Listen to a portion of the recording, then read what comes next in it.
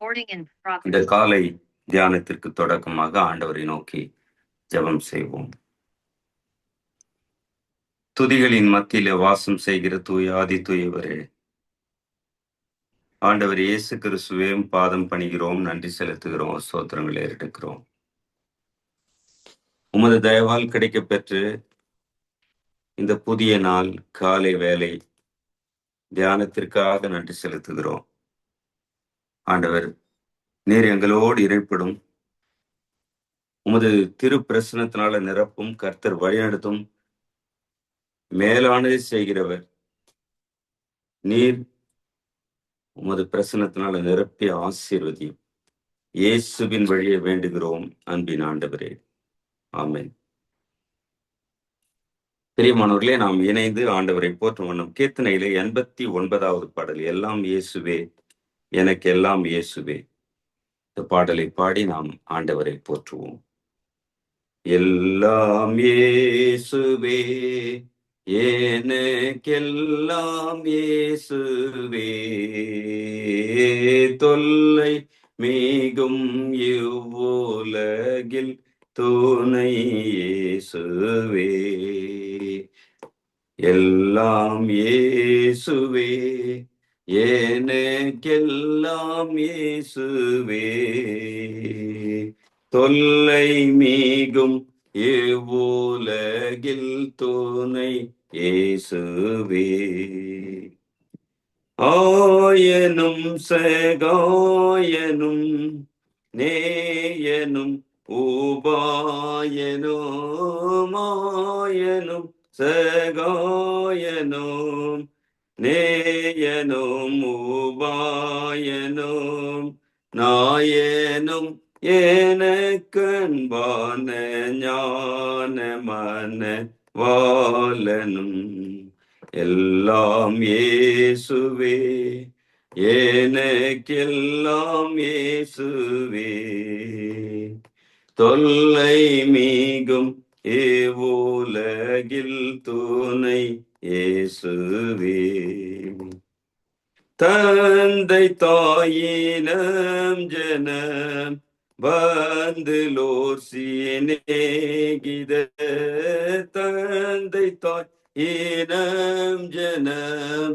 பந்துலோர் சிநேகித, சந்தோட சகல யோக சம்பூரண பாக்கியமும், கவலையில் தொழிலின் ஜோதியோம், கவலையில் ஆறுதலும், கங்குளிலின் ஜோதியும், கஷ்ட நோய் படுக்கையிலே கை கண்டமும், போதக பிதாவும் என் போக்கினில் வரத்தினில், போதக பிதாவும் என் போக்கினில் வரத்தினில், ஆதரவு செய்திடும் கூட்டாளியும் என் தோழனும், அணியும் ஆபரணமும் ஆஸ்தியும் சம்பாத்தியமும், அணியும் ஆபரணமும் ஆஸ்தியும் சம்பாத்தியமும், பிணையாலியும் மீட்பரும் பிரிய மத்தியஸ்தனும், எல்லாம் இயேசுவே எனக்கெல்லாம் இயேசுவே, தொல்லை மிகும் இவ்வுலகில் துணை இயேசுவே, ஆன ஜீவ அப்பமும் ஆவலும் என் காவலும், ஆன ஜீவ அப்பமும் ஆவலும் என் காவலும், ஞான கீதமும் சதுரும் நாட்டமும் கொண்டாட்டமும் எல்லாம் இயேசுவே, எனக்கெல்லாம் இயேசுவே. தொல்லை மிகுமே உலகில் துணை இயேசுவே. பிரியமானவர்களே, இந்த காலை தியானத்திலும் கூட நம்மை தாழ்த்தி ஒப்பு கொடுப்போம். ஆண்டவர் திரு சமூகத்துல நம்மை ஆய்ந்தறிந்து, ஆண்டவரே என்னை ரட்சியும் என்று வேண்டி அவர் சமூகத்திலே காத்திருப்போம். மகா பரிசுத்தமுள்ள ஆண்டவர் இயேசு கிறிஸ்துவே, பாவங்களை முற்றிலும் வெறுக்கிறவரே, பாவிகள் மீது அன்பு செலுத்துகிறவரே, எங்களை மீட்டெடுக்க உம்மை சிலுவையிலே ஈந்தவரே, இயேசு கிறிஸ்துவே, உமக்கு துதிகளை ஸ்தோத்திரங்கள் ஏறெடுக்கிறோம். ஆண்டவராம், மீட்பராம், இரட்சகராம், உமது அன்பு அளவிட முடியாது. உமது இரக்கமும் உருக்கமும் எங்களை சூழ்ந்து கொண்டு வழிநடத்துகிறது. உமது கருணைக்காக, உமது தயவுக்காக நன்றி செலுத்துகிறோம். இவ்வேளையிலும் கூட இந்த தியானத்தில் இணைந்திருக்கிற அருமையான சகோதர சகோதரிகள் ஒவ்வொருவரையும் கண்ணோக்கி பாரும். கர்த்தருடைய கரம் அவர்களை சூழ்ந்து கொள்ளட்டும். நீர் நிறைவைத்தாரும், வழி நடத்தும், காத்துக்கொள்ளும். எங்களை உமது மகனாக மகளாக ஏற்றுக்கொள்ளுகிறவர், நிறைவாய் வழிநடத்துகிறவர், ஆசீர்வதிக்கிறவர், உமது தூய திருக்கரத்துல ஒப்பு கொடுக்கிறோம். நிறைவைத்தாரும். அனைத்தையும் இயேசு கிறிஸ்துவின் பாதம் பணிந்து வேண்டுகிறோம் அன்பின் ஆண்டவரே. ஆமென். கர்த்தருடைய ஜெபத்தை நாம் சேர்த்து ஏறெடுப்போம். பரமண்டல இருக்கிற பிதாவே, உம்முடைய நாமம் பரிசுத்தப்படுவதாக, உம்முடைய ராஜ்யம் வருவதாக, உம்முடைய சித்தம் பரமண்டத்திலே செய்யப்படுவது போல பூமியிலேயும் செய்யப்படுவதாக. அன்றன்றுள்ள எங்கள் அப்பத்தை எங்களுக்கு என்று தாரும். எங்களுக்கு விரோதமாய் குற்றம் செய்கிறவர்களுக்கு நாங்கள் மன்னிக்கிறது போல எங்கள் குற்றங்களை எங்களுக்கு மன்னியும். எங்களை சோதனைக்குள் பிரவேசிக்க பண்ணாமல் தீமையை நின்று எங்களை ரட்சித்துக் கொள்ளும். ராஜ்யமும் வல்லமையும் மகிமையும் என்றென்றைக்கும் உம்முடையவைகளே. ஆமென். அன்பிற்கினியவர்களே, இந்த தியானத்திற்கான திருமறை பாடத்தை படிக்க கேட்போம். அது லூக்கா எழுதிய நற்செய்தி நூல் 10ஆம் அதிகாரம் 33ஆம் வசனத்திலிருந்து 37ஆம் வசனம் முடிய. லூக்கா 10:33 தொடங்கி 37 முடிய. வாசிக்கும்படியா தெரிந்து கொண்ட வேத பாகம் லூக்கா 10ஆம் அதிகாரம் 33 முதல் 37 வரை. பின்பு சமாரியன் ஒருவன் பிரயாணமாய் வருகையில் அவனை கண்டு மனதுருகி கிட்ட வந்து அவனுடைய காயங்களில் எண்ணெயும் திராட்சரசமும் வார்த்து காயங்களை கட்டி அவனை தன் சுய வாகனத்தின் மேல் ஏற்றி சத்திரத்திற்கு கொண்டு போய் அவனை பராமரித்தான். மறுநாளிலே தான் புறப்படும் போது 2 பணத்தை எடுத்து சத்திரத்தின் கையிலே கொடுத்து, நீ இவனை விசாரித்துக்கொள், அதிகமா ஏதாகிலும் இவனுக்கு செலவழித்தால் நான் திரும்ப வரும்போது அதை உனக்கு தருவேன் என்றான். இப்படி இருக்க கள்ளர் கையில் அகப்பட்டவனுக்கு இந்த 3 பேரில் எவன் பிறனா இருந்தான், உனக்கு எப்படி தோன்றுகிறது என்றார். அதற்கு அவன், அவனுக்கு இரக்கம் செய்தவனே என்றான். அப்பொழுது இயேசு அவனை நோக்கி, நீயும் போய் அந்தபடியே செய் என்றார் என்பதே. ஜெபம் செய்வோம். வாழ்வளிக்கிற ஆண்டவர் இயேசு கிறிஸ்துவே, இந்த நேரத்தில் கூட நீர் எங்களோடு இடைப்படும் உமது திரு வார்த்தைகளை தியானிக்க உம்மை வெளிப்படுத்தும். எங்களை தாழ்த்துகிறோம். இக்கூடுதல் இணைந்திருக்கிற உமது அடையவர்கள் ஒவ்வொருவரோடும் நீர் இடைப்பட்டு ஆசீர்வதியும். இயேசு கிறிஸ்து வழிய வேண்டுகிறோம் அன்பின் ஆண்டவரே. ஆமென். அன்பிற்கினிய சகோதர சகோதரிகளே, உங்கள் அனைவருக்கும் ஆண்டவர் இயேசு கிறிஸ்துவின் திருப்பெயரிலே வாழ்த்துக்களையும் சோத்திரங்களை அன்போடு தெரிவிக்கிறேன். ஆண்டவர் ஆசீர்வதிப்பாராக. இந்த தியானத்திற்கான தலைப்பு கருணைக்கான அழைப்பு, த கால் டு மெர்சி. ஆண்டவர் இயேசு கிறிஸ்து நம்மை மீட்டெடுக்க சிலுவையிலே தம்மை ஏக பலியாக ஒப்பு கொடுத்து அவர் தம் கருணையின் முழு வடிவத்தை வெளிப்படுத்தினார். அந்த சிலுவை வழியாக ஆண்டவர் இயேசு கிறிஸ்து நமக்கு கொடுக்கிற அழைப்பு, உங்களுடைய அன்பு, இரக்கம், கருணை எப்படி பிறர் மீது இருக்கிறது என்று நாம் சிந்திக்கவும் நம் வாழ்வில் அதை செயல்படுத்தவும் அழைக்கப்படுகிறோம். ஆண்டவர் இயேசு வாழ்ந்த நாட்களிலே ஒரு நியாய சாஸ்திரி ஏசாமி கிட்ட வந்து கேட்கிறான், நித்திய ஜீவனை சுதந்திரித்துக் கொள்ள நான் என்ன செய்ய வேண்டும்? அதான் அந்த லூக்கா 10ஆம் அதிகாரத்துல 25ஆம் வசனத்திலிருந்து தொடங்கி அந்த நிகழ்வு, அந்த உரையாடல் நடக்கிறது. நியாயசாஸ்திரியும் ஆண்டவர் இயேசுவும். அந்த நியாயசாஸ்திரி என்பவர் திருமறையை முற்றிலும் கற்று தேர்ந்தவர். அந்த மனிதன் இயேசு கிறிஸ்துவனிடத்துல சோதிக்க, இயேசு கிறிஸ்துவனுடைய கேட்டு தெளிவடைய வந்து இந்த கேள்வியை கேட்கிறார். நித்திய ஜீவனை, மோட்சத்தை அடைவதற்கான வழி என்ன என்று கேட்கிறார். நான் என்ன செய்யணும்? ஏசாமி திரும்பி பார்த்து அந்த மனிதனிடத்துல நியாயசாஸ்திரிகள் கேட்கிறார், நியாயப்பிரமாணத்துல என்னப்பா எழுதியிருக்கு? நான் சொல்றது இருக்கட்டும், நியாயப்பிரமாணம் உங்களுக்கு தெரியும், அந்த நியாயப்பிரமாணத்துல என்ன எழுதியிருக்கிறது? அவர் உடனடியாக சொல்லுகிறார் 27ஆம் வசனத்துல, ஆண்டவரிடத்துல, அதாவது உன் தேவனாகிய கர்த்தரிடத்தில் உன் முழு இதயத்தோடும், உன் முழு ஆத்துமாவோடும், உன் முழு பலத்தோடும்,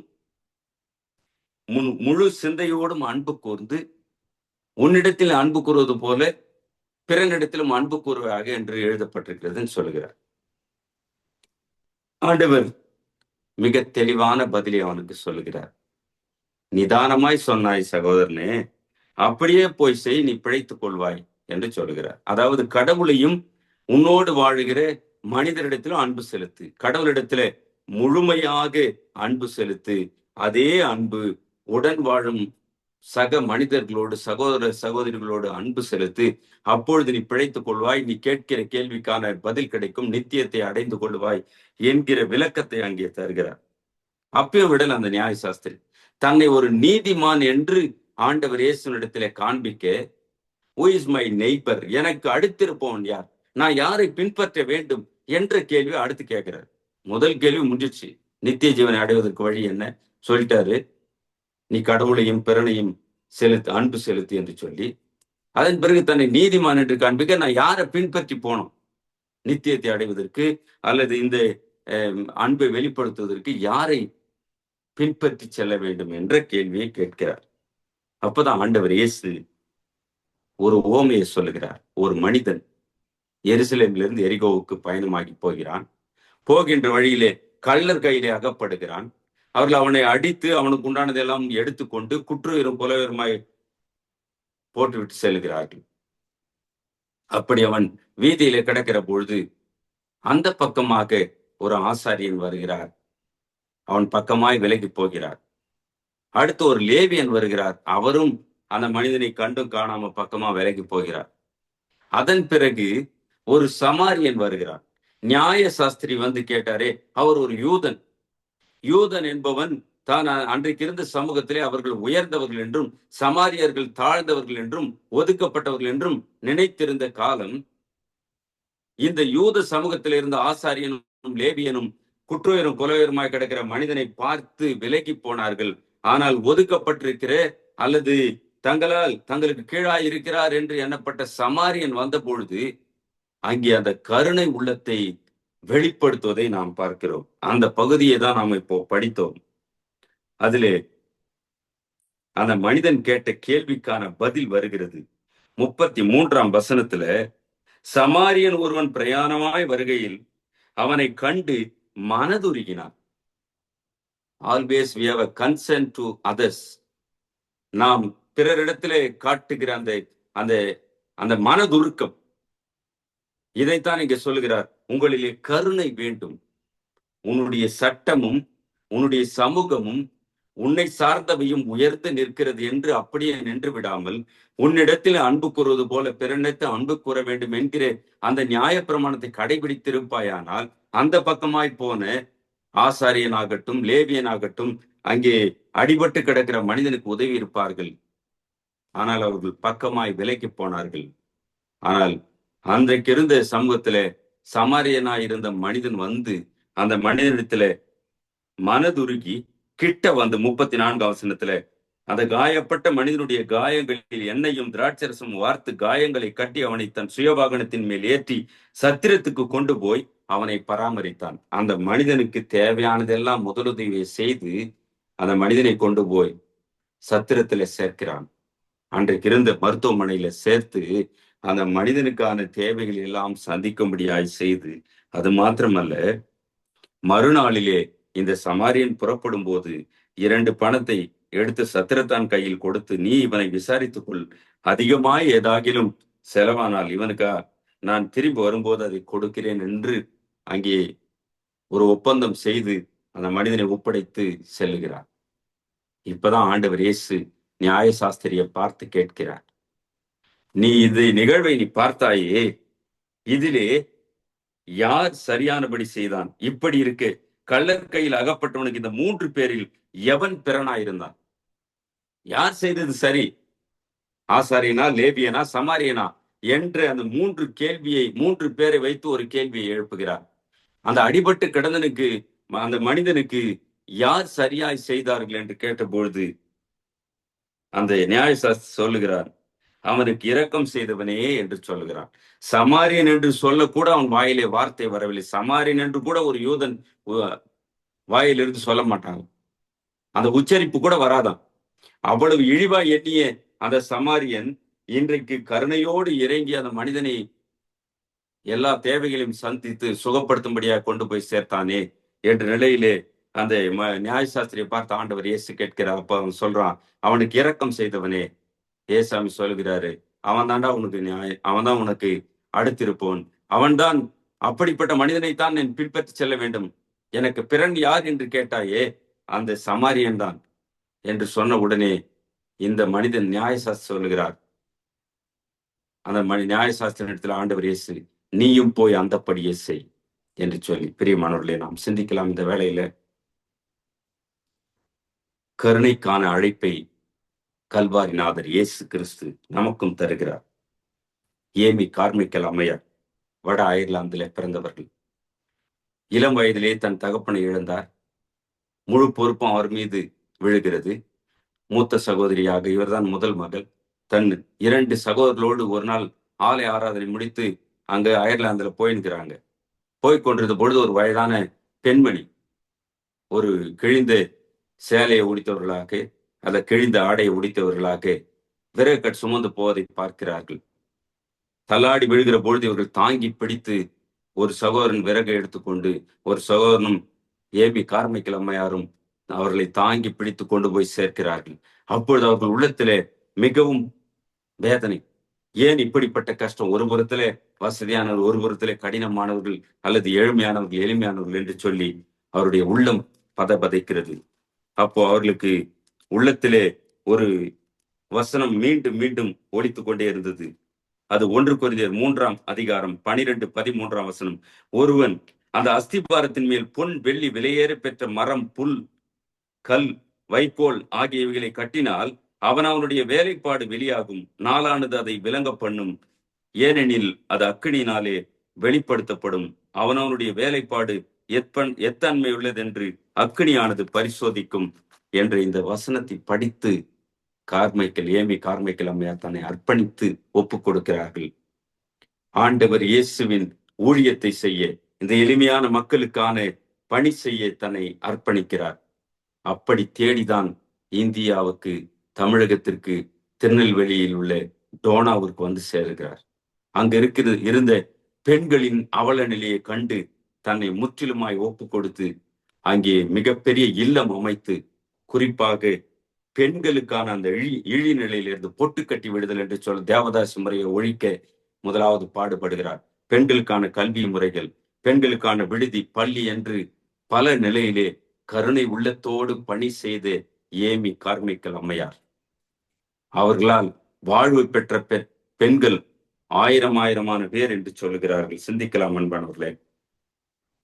டோனாவூர் சந்தோஷ் வித்யாலயா, டோனாவூர் பெண்கள் காப்பகம், டோனாவூர் பள்ளி என்று ஒரு நீண்ட நிலையில் அவர்கள் செய்த ஊழியம் மிக பெரிதாயிருக்கிறது. தனது 83ஆம் வயதில 1951 இறை அழைப்பை ஏமி கார்மைக்கேல் அம்மையார் ஏற்றார்கள். இந்த வேளையிலும் கூட நாம் சிந்திக்கலாம். அன்பிற்கினியவர்களே, ஆண்டவர் இயேசு விண்ணகம் துறந்து மண்ணகம் தெரிந்து தேடி வந்த நோக்கம் அந்த கருணை உள்ளம், அந்த அன்பின் வெளிப்பாடு, அதன் உச்சம்தான் சிலுவையிலே தம்மை ஒப்பு கொடுத்தார். அந்த ஆண்டவர் இயேசு நம்மை அழைப்பது இந்த கருணை உள்ளத்தோடு, இந்த அன்போடு நீங்கள் வாழுங்கள், கடவுளிடத்தில் அன்பு செலுத்துங்கள், உடன் வாழும் சகோதர சகோதரர்களோடு அன்பு செலுத்துங்கள் என்று இதைத்தான் நியாய சாஸ்திரத்திலே சொன்னார். எனக்கு பிறன் யார் என்று கேட்டுக்கொண்டு வந்த அந்த நியாயத்தை, திருமறையை கற்றுக்கொண்ட நியாயசாஸ்திரத்திலே சொல்லி முடித்தது, சமாரியனை போல நீ வாழ், சமாரியனை போல கருணை உள்ளத்தோடு மனதுருக்கத்தோடு தேடு, மற்றொரு பணி செய்ய என்று சொல்லி இதை ஏற்று ஏமி கார்மைக்கேல் அம்மையார் அயர்லாந்திலிருந்து இந்திய தேசத்திற்கு திருநெல்வேலி டோனாவூர்ல வந்து அவர்கள் செய்த ஊழியங்கள் ஏராளமானது. அந்த கருணை உள்ளத்தோடு பெண்கள் மத்தியிலே செய்த பணியின் விளைவாக ஆயிரமான பெண்களுக்கு நம் தமிழகத்திலே வாழ்வு கிடைத்தது. இந்த வேளையிலும் கூட நம்மை தாழ்த்துவோம். இந்த லெந்து காலத்துல நம்மை ஒப்பு கொடுப்போம், அர்ப்பணிப்போம். ஆண்டவர் இயேசு இதைத்தான் நம்மிடத்துல கேட்கிறார். ஒன்றை சொல்லி நிறைவு செய்கிறேன். ஆண்டவர் மீகா தீர்க்கதரிசனிடத்துல சொல்லுகிற வார்த்தை, மீகா 6ஆம் அதிகாரம் 8ஆம் வசனத்துல மிக குறிப்பாய் சொல்லுகிறார், மனுஷனே, நன்மை இன்னதென்று அவர் உனக்கு அறிவித்திருக்கிறார். நியாயம் செய்து இரக்கம் சிநேகித்து உன் தேவனுக்கு முன்பாக மனத்தாழ்மையாய் நடப்பதை அல்லாமல் வேறு எண்ணத்தை கர்த்தர் உன்னிடத்தில் கேட்டு, நியாயம் செய், இரக்கம் காட்டு, தாழ்மையா வாழ். இதற்காக தானே ஆண்டவர் நம்மை அழைக்கிறார் என்று இறை வாக்கும் இஸ்ரவேல் மக்களுக்கு கொடுக்கப்பட்டது. அந்த திருவார்த்தை நமக்குமானது. சிந்திப்போம், நம்மை அர்ப்பணிப்போம், ஒப்பு கொடுப்போம். ஆண்டவர் தாமே ஆசீர்வதிப்பாராக. ஆமென். வேளையிலும் கூட நாம் இணைந்து அப்போஸ்தலருடைய விசுவாச அறிக்கையை ஏறெடுப்போம். வானத்தையும் பூமியும் படைத்த சர்வ வல்லமையுள்ள பிதாவாகிய தேவனை விசுவாசிக்கிறேன். அவருடைய ஒரே குமாரனாகிய நம்முடைய நாதர் இயேசு கிறிஸ்துவையும் விசுவாசிக்கிறேன். அவர் பரிசுத்த ஆவியினாலே கன்னி மரியாளிடத்தில் உற்பவித்து பிறந்தார். பொந்திய பிலாத்துவின் காலத்தில் பாடுபட்டு சிலுவையில் அறையுண்டு மரித்து அடக்கம் பண்ணப்பட்டு பாதாளத்தில் இறங்கினார். 3ஆம் நாள் மரித்தோரத்தை எழுந்தருளினார். பரமண்டலத்துக்கு ஏறி சர்வ வல்லமையுள்ள பிதாவாகிய தேவனுடைய வலது பார்சத்தில் வீற்றிருக்கிறார். அவ்விடத்திலிருந்து உயிருள்ளோரையும் மரித்தோரையும் நியாயத்திற்கு வருவார். பரிசுத்த ஆவியை விசுவாசிக்கிறேன். பொதுவாயிருக்கிற பரிசுத்த சபையும் பரிசுத்தவான்களுடைய ஐக்கியமும் பாவ மன்னிப்பும் சரீரம் உயிர்த்தெழுதலும் நித்திய ஜீவனும் உண்டென்று விசுவாசிக்கிறேன். ஆமென். பிரியமானவர்களே, நிறைவாக நாம் புத்தெழுச்சி பாடல்கள்ல ஆண்டவரை துதிக்கும் வண்ணமாக 70வது பாடல், உதவி வரும் கண்மலை நோக்கி பார்க்கின்றேன், வானமும் வையமும் படைத்தவரை நான் பார்க்கின்றேன். ஆண்டவரை துதித்து நாம் பாடுவோம். உதவி வரும் கண்மலை நோக்கி பார்க்கின்றேன், வானமும் வையமும் படைத்தவரை நான் பார்க்கின்றேன். உதவி வரும் கண்மலை நோக்கி பார்க்கின்றேன், வானமும் வையமும் படைத்தவரை நான் பார்க்கின்றேன். கால்கள் தள்ளாட விடமாட்டார், காக்கும் தேவன் உறங்க மாட்டார். கால்கள் தள்ளாட விடமாட்டார், காக்கும் தேவன் உறங்க மாட்டார். இஸ்ரவேலை காக்கிறவர் என்னாலும் தூங்க மாட்டார். இஸ்ரவேலை காக்கிறவர் என்னாலும் தூங்க மாட்டார். உதவி வரும் கண்மலை நோக்கி பார்க்கின்றேன், வானமும் வையமும் படைத்தவரை நான் பார்க்கின்றேன். கர்த்தர் என்னை காக்கின்றார், எனது நிழலாயிருக்கின்றார். கர்த்தர் என்னை காக்கின்றார், எனது நிழலாயிருக்கின்றார். பகலினிலும் இரவினிலும் பாதுகாக்கின்றார். பகலினிலும் இரவினிலும் பாதுகாக்கின்றார். உதவி வரும் கண்மலை நோக்கி பார்க்கின்றேன், வானமும் வையமும் படைத்தவரை நான் பார்க்கின்றேன். கர்த்தர் எல்லா தீங்கிற்கும் விலக்கி என்னை காக்கின்றார். கர்த்தர் எல்லா தீங்கிற்கும் விலக்கி என்னை காக்கின்றார். அவர் எனது ஆத்துமாவை அனுதினம் காத்திடுவார்.